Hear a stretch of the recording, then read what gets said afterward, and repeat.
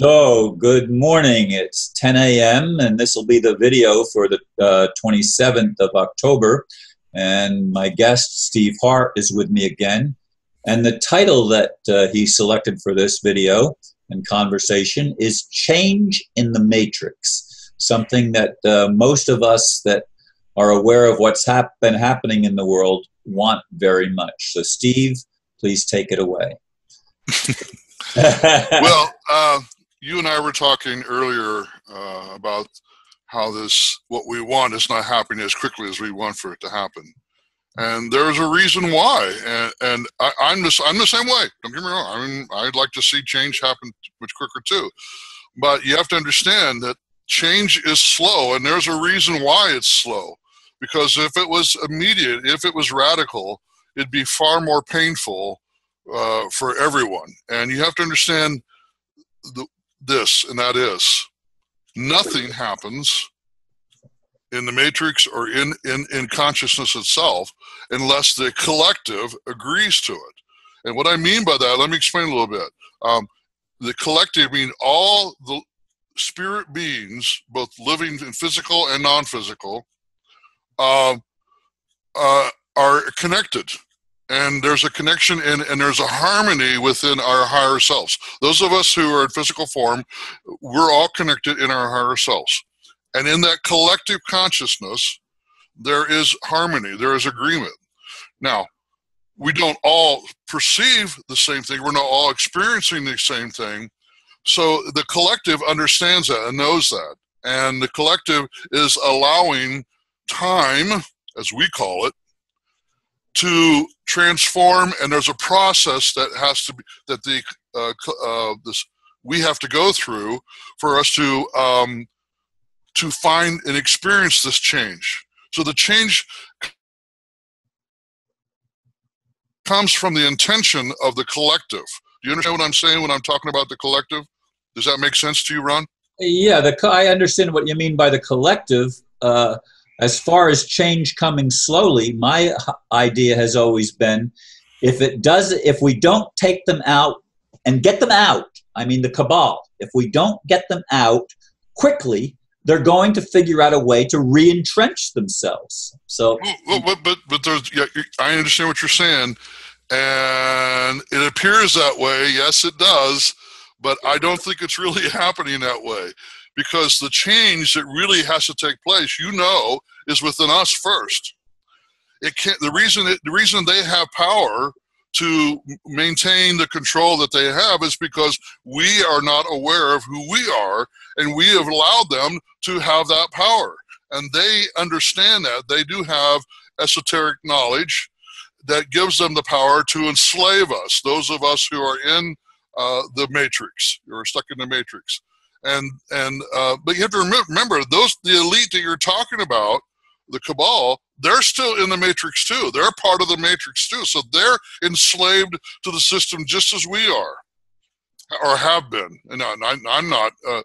I'm removing myself from the matrix, just like a lot of your listeners are, and you yourself. Or once we begin to wake up and see our freedom, see the fact that we have been slaves. And once we begin to see the matrix, the process has already begun. And that's what we have to remember. Now, what we want then is, once we see it and experience it and feel it, we want to have it happen immediately. But it doesn't work that way.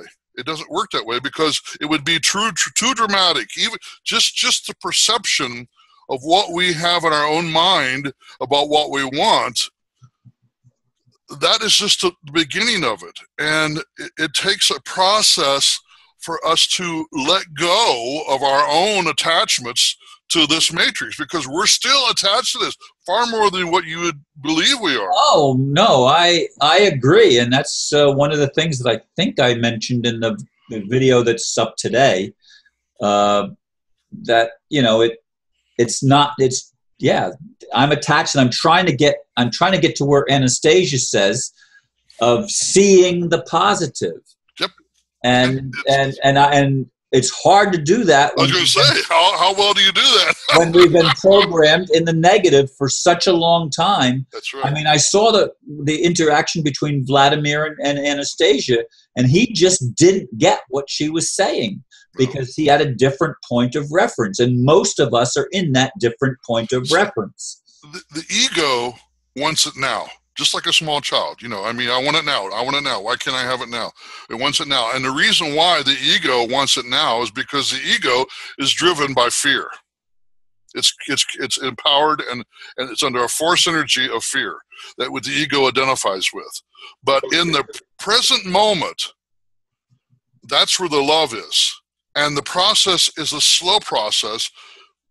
It's not an immediate thing. It's held in the present moment. So in the present moment, Ron, think about this. Think of it this way.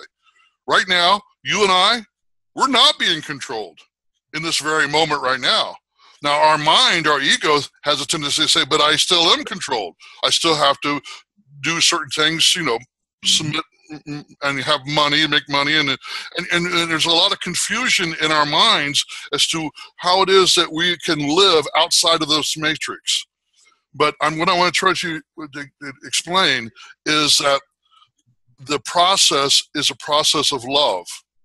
And it only happens in the now moment. So right now in this now moment, we are experiencing that. Now we can choose to experience the fear and focus on that. But all that does is just, it aggravates us and gets us all stirred up. Yeah, well, I read in Anastasia again, where they came to arrest her in book 3.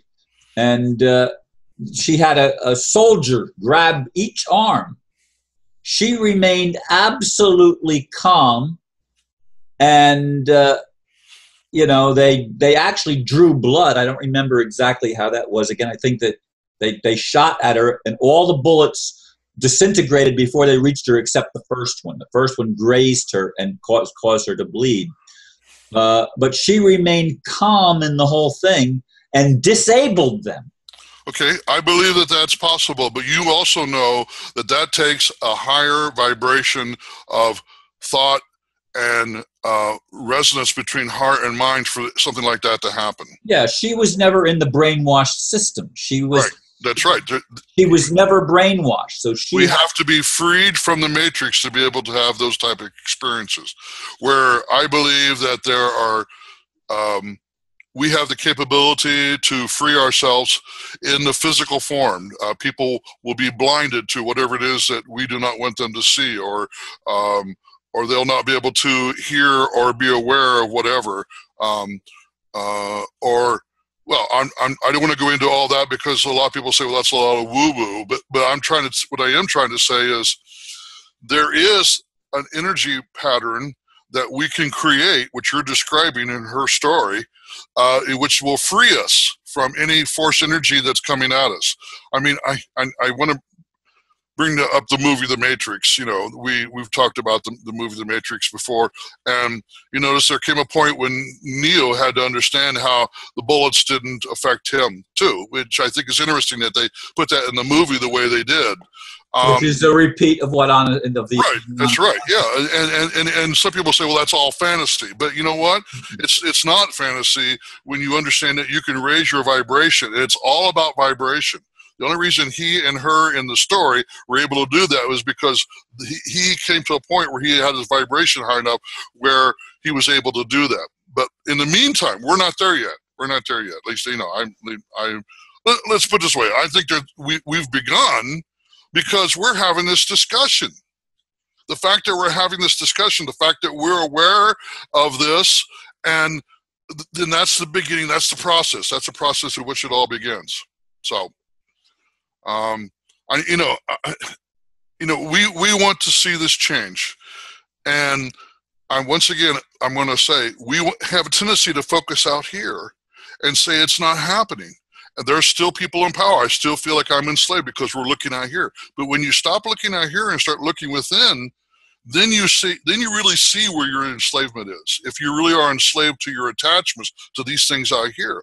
But if you can find that you can have peace and freedom within yourself, then you are free from these things out here. That's the beginning. Temporarily in that moment. Yes, we have those moments where we are connected and we feel that's right. that we're not enslaved, and we feel. But those moments, Ron, are what we need. More of those moments, and that's what we're experiencing, and that's the beginning of it. You know, here again, I wish it would happen just like that we could be freed forever. But I don't think it is. Even the spiritual, the figures like Jesus, for example. I mean, he was still being as spiritual as he was still crucified or killed and tortured and persecuted, and he still got impatient with his disciples too. Yeah. See, when are you going to get it? Come on, you're thick stuff. Why don't you let it in? The point is that here's a secret. We learn to go in and out of the matrix. In the movie, they came out of the matrix, but they always went back in to make the transformation, right? And they had to learn to be in the matrix and understand how the matrix worked and not disrupt the matrix, because they knew if they caused too much commotion, that would turn against them. That they would have a battle on their hands. It's the same thing with you and I. When we step out of the matrix, we can have peace and we can have that joy and love and know that we're connected. But when we go in the matrix, we understand that we have to play by the rules of the matrix.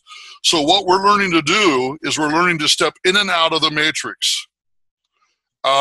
And what I'm encouraging people to do is to learn how to live at least 80% of your life, time you're awake in life, out of the matrix and not stuck in the matrix. Now, there are things that you and I have chosen to do that help give us that.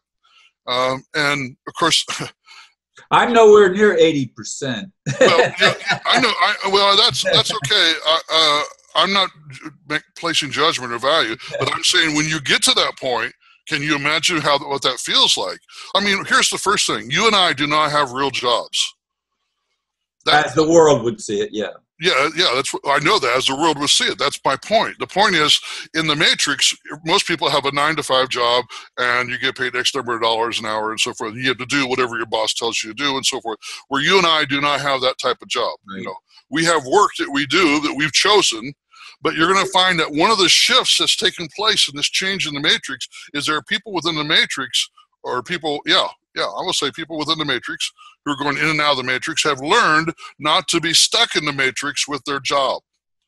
And that's a challenge. That is a real challenge. And that's why in my life coaching, I do a lot of coaching helping people to get out of the matrix with their work and find their true purpose of what it is, like you and I have been experiencing.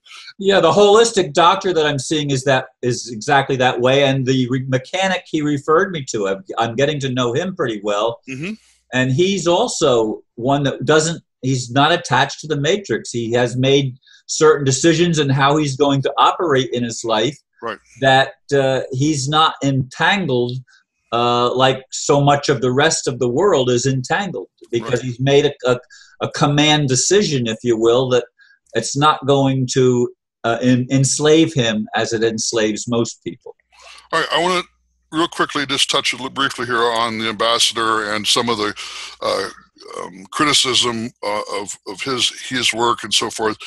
I have to, as I said with you, I'm pretty neutral about when it comes to the ambassador and the Red Dragon family, but I think that they know something that we're touching on here, and that is that the process is slow. They know that it cannot be a radical, fast changing. And you would think, well, my gosh, if they are who they say they are, then why can't they just change it all quickly? But they also know what we've been talking about, that there is a process involved here, and that it takes a transformation of thought. And that's why we hear the ambassador continually trying to get people to see themselves and see the choices that they're making. And so he gets very frustrated that it's so slow also. Well, I'm sure he does, because he has a very frustrated, just like you and I do. And you're right. But at the same time, the process is that's why he's speaking out.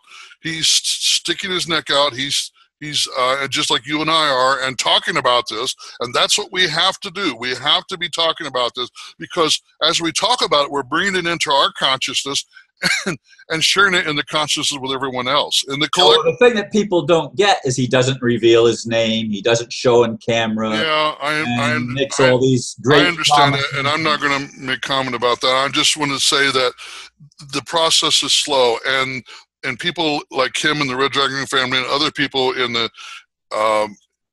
are in a position where they see the change is taking place. Despite what people think, the change is happening. It's going to happen. It has to happen. No, I agree. It has to happen. Even if you and I fail to do whatever it is that we're supposed to be doing, it will still continue to change, because in the collective, that's the intention of the collective. We have to understand that's the intention.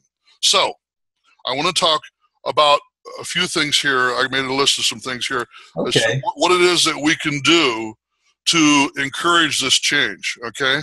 All right. Now, some of these are pretty simple, but I think they're very important. And the first one is what I just said, and that is to stay focused on what really matters.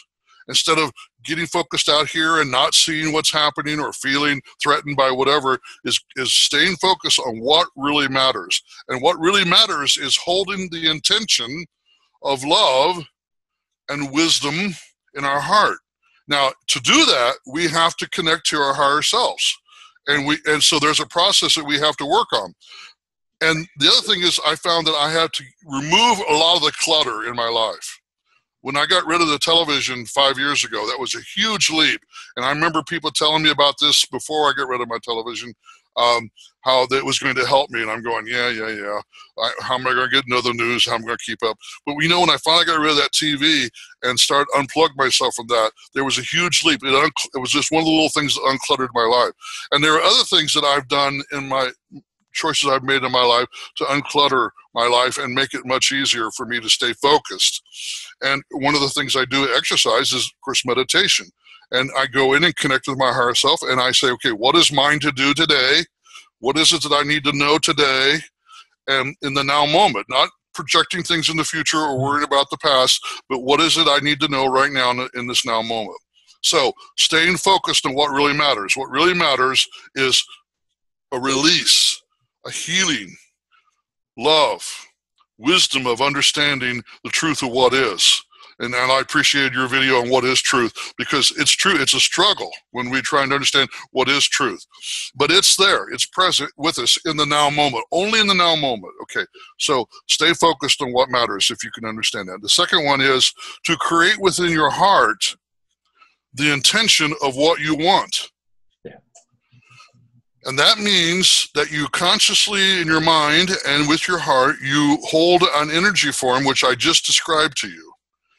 And I love Dr. Bruce Lipton. He points out something interesting about science. And he says the human cell, all cells, can only do two things. They can either be in defense or they can grow and thrive. That's all they can do. They're either one mode or the other. So when your body has all the poison within and all the stress, it goes into defense mode to protect itself.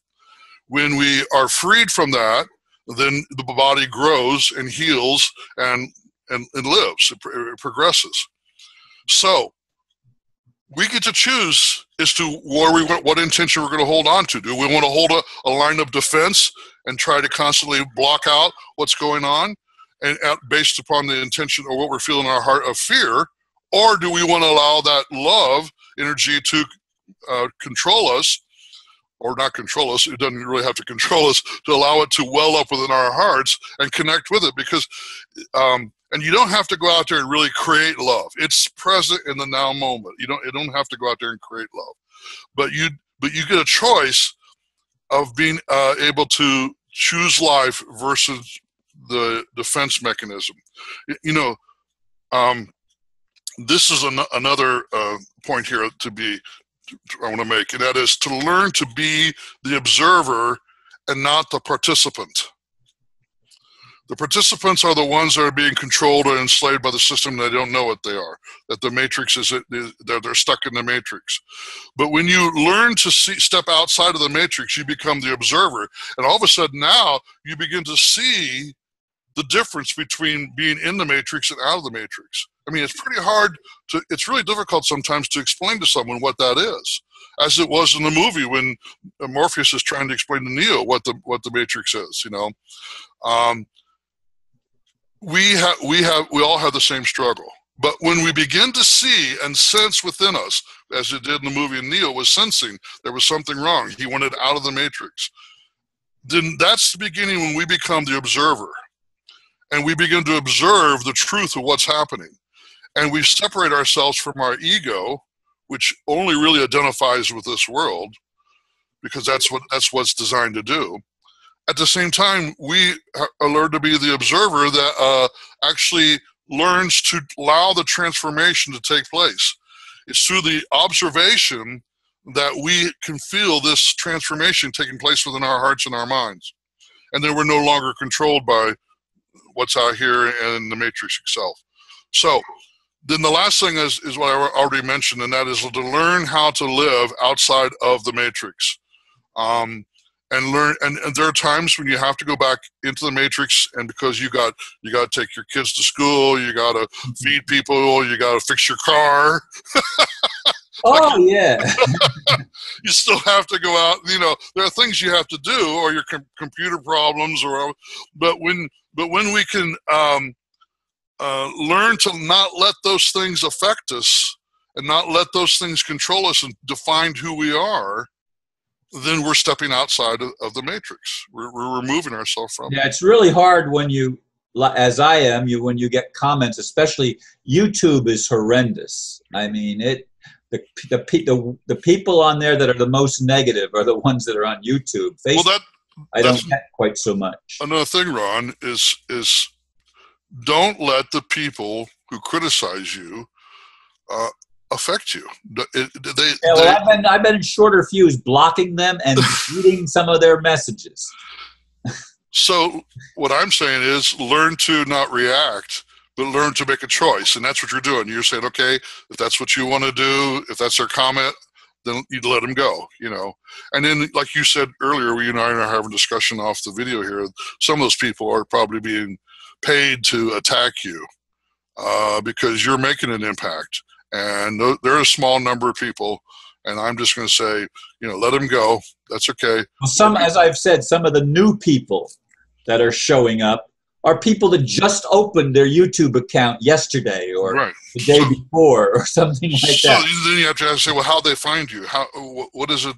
How are they were drawn to you, especially if they don't agree with what you're saying? It makes it very suspicious. Indeed, it does. And my son says, Dad, he says, lots of people don't have their YouTube things up to date with all the information and everything. Yeah, well, that's true too. But at the same time, they're not on the bandwagon criticizing. Right, that's right. That's exactly what I was getting ready to say.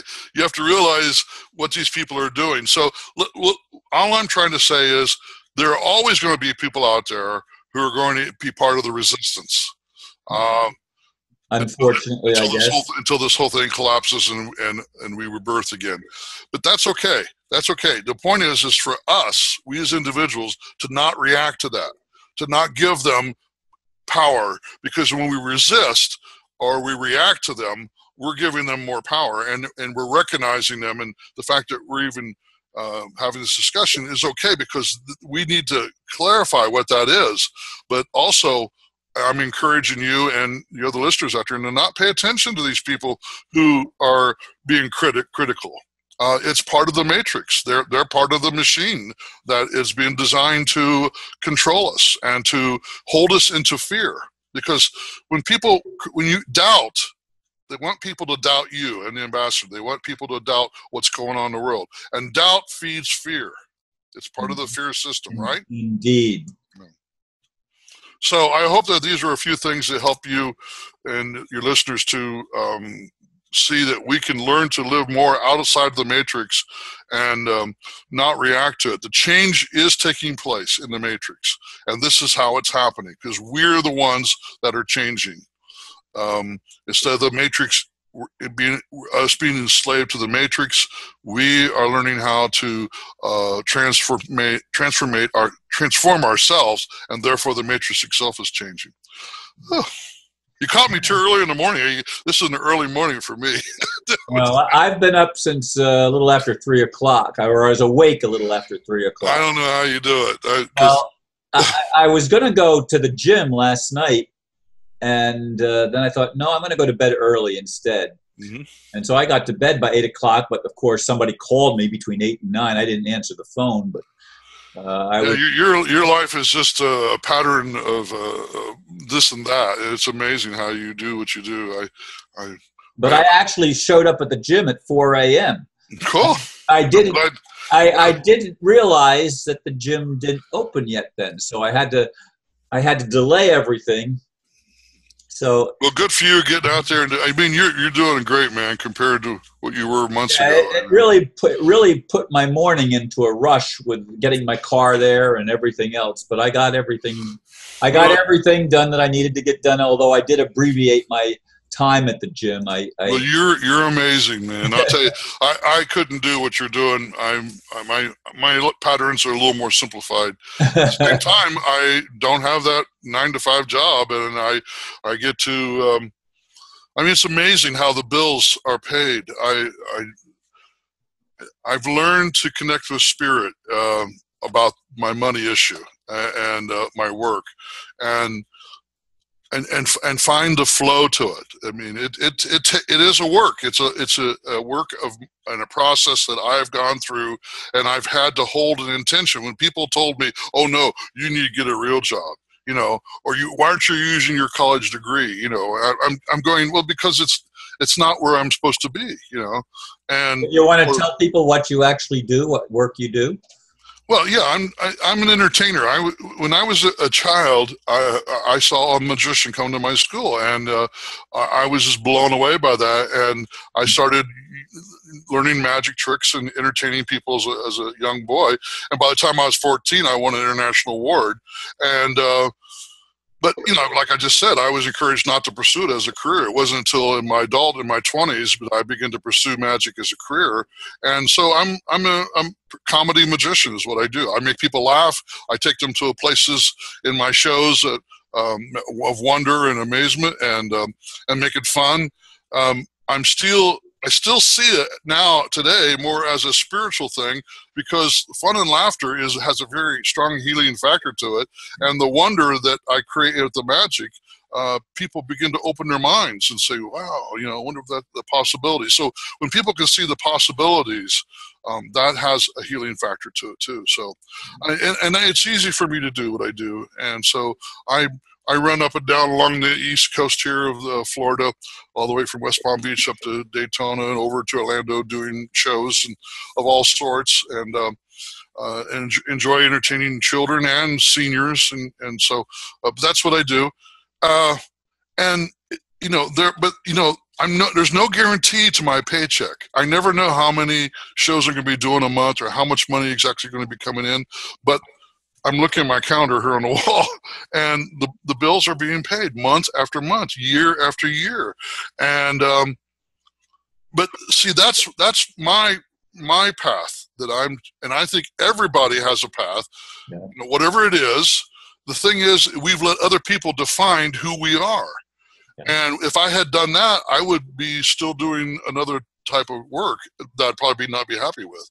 Right. But when I decided to pursue whatever it is I wanted to do and be a performer, then here I am, and I'm happy. I'm having a good time. People will come up to me all the time and say, "Gee, you're great. You really seem to enjoy what you're doing." And I'd say, "Yes, I do." And so I'm not living in the matrix as some people are. I mean, I still have to get in my car and drive to the show. I still have to get things set up, and I still have to do business, but the way I do it is not the way I used to do it. And it's a little bit different now. And there's a new energy in the way I do it now that I've kind of, I've learned how to pull myself away from the matrix. Yeah. And so I'm careful about, what I focus on, where I spend my time, what I look at, what I eat. All these things make a difference. So. Okay, well, it's 30 minutes, and I like to limit. Oh, wow. Gee, that went by fast. Yeah, so I want to just pull the string on this one, and maybe we'll let you do some magic on a future video. Yeah, well, All right. if people can look me up, I'm on YouTube. You just type in Steve Hart, magician. You'll find videos of me performing. I got several videos out there. So, Okay. Well, thank you very much, Steve. I really yeah, appreciate it's it. been great, and I hope that this helps people bring change into their matrix. Yeah. It surely gives people another perspective, and that's Yeah, what we need. yeah. Thank you. All right.